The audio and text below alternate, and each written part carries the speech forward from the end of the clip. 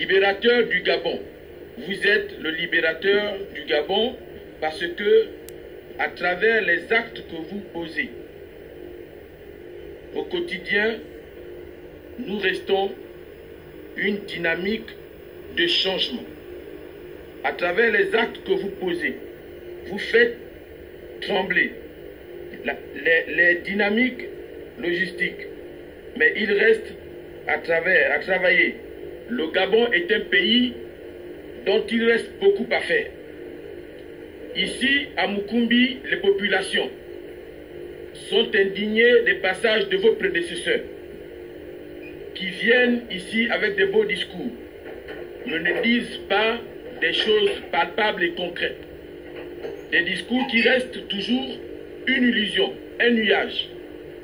Monsieur le Président, nous allons vous remettre les meilleures flèches de vos actes, réflexions, pour que vous en fassiez bon usage le moment venu dans l'intérêt bien compris du Gabon.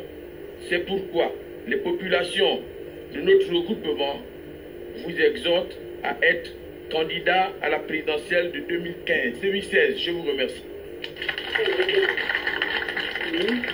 Je sais que dans ce coin, on menace les gens.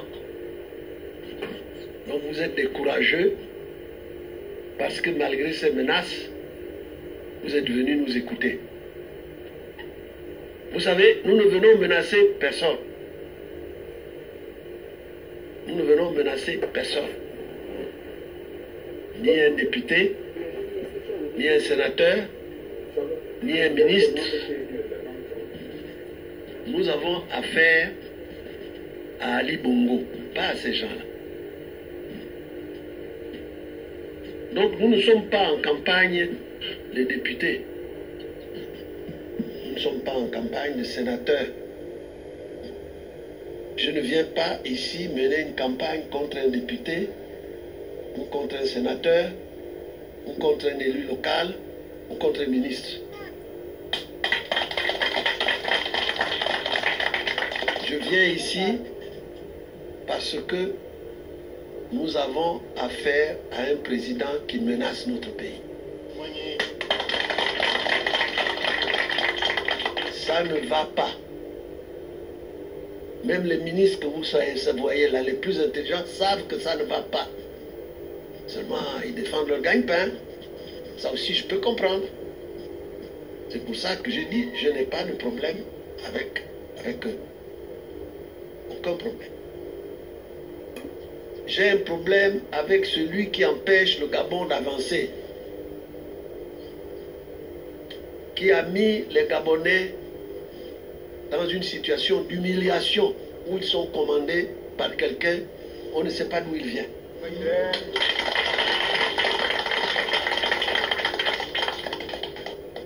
Vous voyez, je suis là avec un certain nombre de gens qui m'accompagnent. Je voudrais citer tout particulièrement les deux du Haut-Ogooué qui m'accompagnent. Je souhaite qu'ils viennent.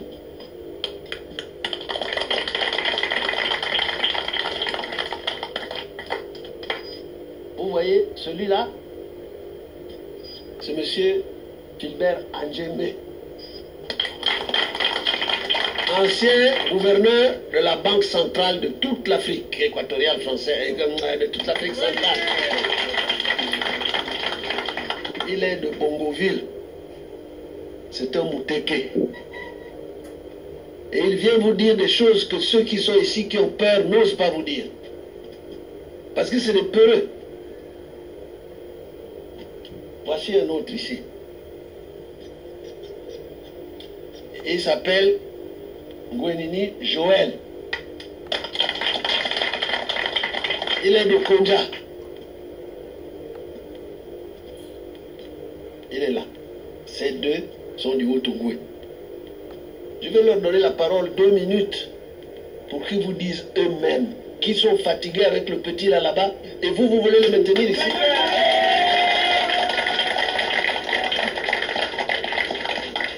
Voilà la situation qui est claire. Je répète à nouveau, je n'ai aucun problème avec... Si je prends Régis Simongo, il a travaillé avec moi. J'étais son ministre quand j'étais aux affaires étrangères. Je n'ai donc rien contre lui. Je dis simplement que quand ça ne va pas, il faut reconnaître que ça ne va pas. C'est tout. Alors je vais leur donner, chacun à son tour, 2 minutes pour vous expliquer que même le Haut-Ogooué en a marre. Ils ont décidé de le laisser tomber. Et c'est vous qui allez le garder? Non. Allez, Joël. Le président a tout dit, mais on va simplement donner quelques détails. La semaine dernière, nous avons organisé, mon grand frère et bien d'autres, à Libreville, une rencontre des Altogovéens. Ceux qui connaissent la chambre de commerce était plein. L'objectif est simple, c'est que bientôt, on va faire une tournée avec le président Ping dans le Haut-Ogooué pour que nous puissions discuter avec nos parents et leur dire que c'est terminé. On a soutenu d'abord Omar, qui nous a bien gardés, d'après ce que les Altogovéens disent. Je crois même aussi au Gololo aussi, dit ça, qui nous a bien gardés. Mais lui là, depuis qu'il est là, c'est pas bon. Et donc, nous avons pris la décision pour dire que, comme lui, il ne nous reconnaît pas, nous aussi, on ne le reconnaît plus. Et donc, en 2016, c'est terminé. Donc, voilà un peu le message que nous apportons un peu partout pour dire que, si nous qui sommes là-bas, il y a un proverbe qui dit que celui qui reste dans l'eau, à côté du manioc qu'on trempe, si lui quitte là-bas, il vient et te dit que le manioc là-bas, c'est pas dur. On ne peut pas manger ça. Toi, il ne faut pas douter avec lui. Donc voilà, nous venons vous dire que ce n'est pas bon. Et moi qui vous parle, je suis de Bongoville, donc le village de l'ancien président Bongo, censé être le village du soi-disant fils de Bongo.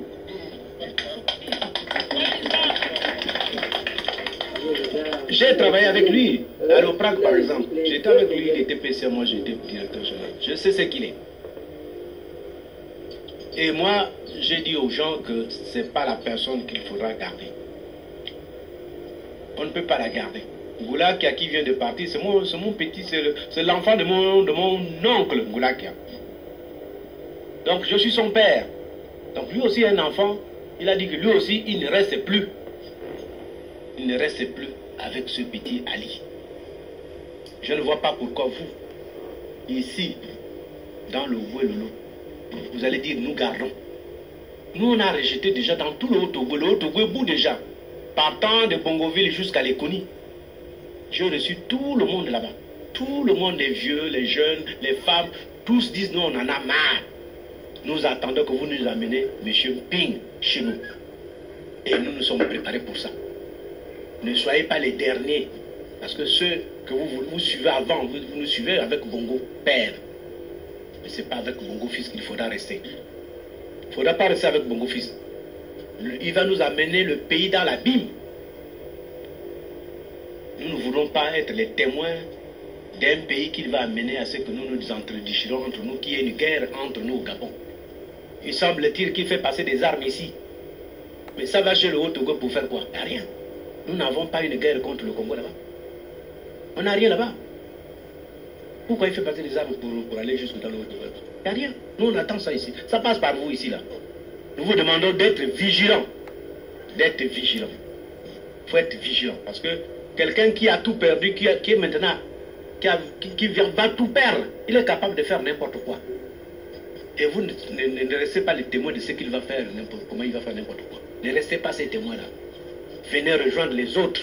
Nous, venez nous rejoindre dans le Haut-Ogooué aussi, parce que nous allons faire comme les autres provinces.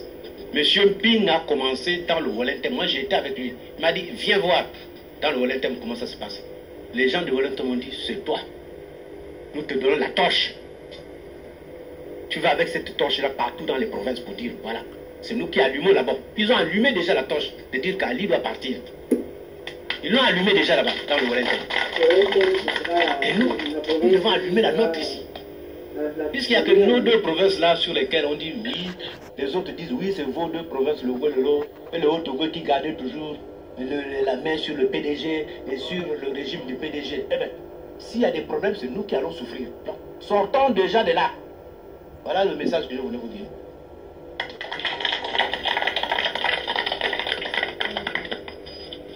Alors, vous voyez que c'est clair. C'est clair. Je répète à nouveau, on ne vient pas contre vos enfants, quels que soient les postes qu'ils occupent. Députés, ministres, on ne vient pas contre eux. On vient ici vous demander de nous soutenir dans l'élection présidentielle, pas dans l'élection d'un député ou la formation d'un gouvernement. On vous demande de venir nous soutenir. Moi-même, j'ai travaillé avec le président Bongo longtemps. Mais là, ça ne va pas. Et si nous laissons faire, c'est notre pays qui va plonger dans la guerre civile. Vous suivez ce qui se passe. Samedi, un jeune homme, il vend au marché, on vient lui confisquer ses affaires. C'est versé l'essence, il a brûlé, il est mort dimanche matin. Dimanche matin, il s'appelle Obamtutu. On nous dit qu'aujourd'hui, il y avait les femmes commerçantes. La même chose, elles vendaient au marché. Pour protester contre la police, elles se sont déshabillées. Elles se sont déshabillées. Les femmes jeunes, moins jeunes, même d'un certain âge. On est venu les attraper nus pour les amener à la prison nus. Mais, mes chers frères et sœurs, quand une femme se déshabille, c'est pour maudire. Dans nos traditions, quand une femme se déshabille, s'assied par terre nue, ce n'est pas bon. On la couvre. Mais ces gens qui n'ont pas de cœur sont venus les attraper nus et les amener nus à la prison. Dans la voiture, l'une des femmes leur demande, mais monsieur, vous ne croyez pas en Dieu? Voilà la situation dans laquelle vit notre pays. Dans nos provinces, nous avons des enfants qui vivent à Libreville. Nous avons de la famille à Libreville. Soyez prudents. Soyez prudents. La situation du pays est mauvaise. Moi, je me présente à vous pour dire que nous allons changer ce pays. Nous allons vous rendre un pays propre. Il faut qu'ensemble, nous empêchions les gens de gaspiller, comme on dit, notre pays. Moi, je m'appelle Jean-Pierre. Ma mère s'appelait Anina Germain. Elle est d'Omboué. Elle est une commis d'Omboué. Ma mère a eu 4 enfants. L'un d'eux, un seul est mort. C'est Maître Agunjo Okawe qui était mon frère. Nous sommes sortis du même ventre. Maître Agunjo Okawe et moi, nous sommes sortis du même ventre. Renjambe qui a été assassiné est mon cousin. Mais malgré ça, j'ai dit, il ne faut pas que nous fassions une guerre de vengeance. Il faut que malgré tout ce qui est arrivé, on puisse réconcilier les Gabonais. Mais pour les réconcilier, il faut quand même la justice. Il faut la justice. Et si nous laissons agir plus longtemps cette bande de voyous, notre pays va souffrir et nous tous nous allons souffrir. C'est pour cela que je me suis levé alors que je pouvais rester tranquille à la retraite. J'avais les moyens de vivre très bien. Mais je prends le risque de me faire tuer. Parce qu'il veut me tuer. Je prends le risque de me faire emprisonner. Je prends tous ces risques parce que je sais que le Gabon est en danger. Et que si nous laissons faire, c'est nos enfants et nos petits-enfants qui vont souffrir. Nos parents qui vont souffrir. Donc il ne faut pas accepter ça. Moi je vous prie, vous qui avez eu le courage de venir ici, de prendre les choses en main. De prendre les choses en main. Et de commencer à dire aux jeunes gens d'aller chercher leur jugement supplétif, leur acte de naissance. Parce que si vous n'avez pas d'acte de naissance, on ne peut pas vous considérer comme Gabonais. Dès que vous avez votre acte de naissance, on vous délivre un récépissé, vous allez vous faire inscrire. C'est la moindre des choses, être inscrit. Et puis, au fur et à mesure que les choses évolueront, nous vous donnerons la conduite à tenir. Mais il faut absolument que vous soyez prêts à aller à une élection propre, où nous allons exiger la transparence. Il faut donc que tous les Gabonais aillent se préparer, non pas à la guerre, mais à éviter la guerre, en demandant à celui qui veut nous amener la guerre ici, d'aller se faire voir ailleurs, là où il vient. On ne sait pas d'où il vient, qu'il aille là-bas. Voilà des choses simples. Alors, je vous ai présenté ma mère, mais je voudrais vous dire que mon père était d'origine chinoise. Il a quitté la Chine, il avait 19 ans. Depuis lors, il n'est plus jamais retourné en Chine. Il est enterré à Omboué, chez moi. Voilà. Est-ce que les autres peuvent vous dire où ils sont nés? Qui est leur père, qui est leur mère? Ils ont 4 ou 5 actes de naissance.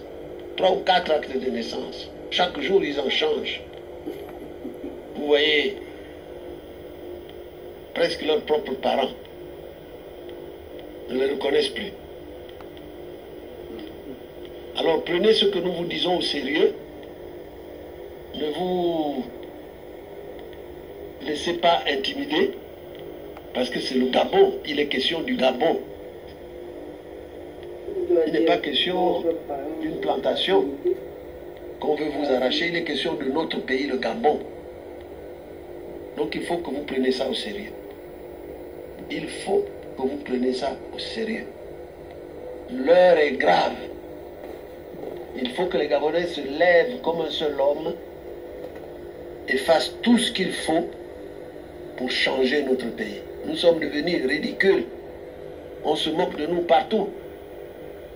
Là-bas, dans les autres pays d'Afrique de l'Ouest, on dit « Oh, mais c'est seulement au Gabon on peut voir un Béninois qui vient commander votre pays. » Comment? On n'a donc plus personne qui puisse diriger notre pays. Tous les cadres qui sont nombreux ici, dans le Ouelolo, nombreux, ils ne peuvent pas diriger notre pays. Il faut aller chercher un monsieur qui fait le vaudou, qui n'a même rien. Il était videur dans une boîte de nuit. Et puis après, il vendait des immeubles. Il a 3 nationalités. Il est français, béninois et accessoirement gabonais. Nous lui demandons, chacun de nous a un village. Où est ton village? Chacun de nous a des parents.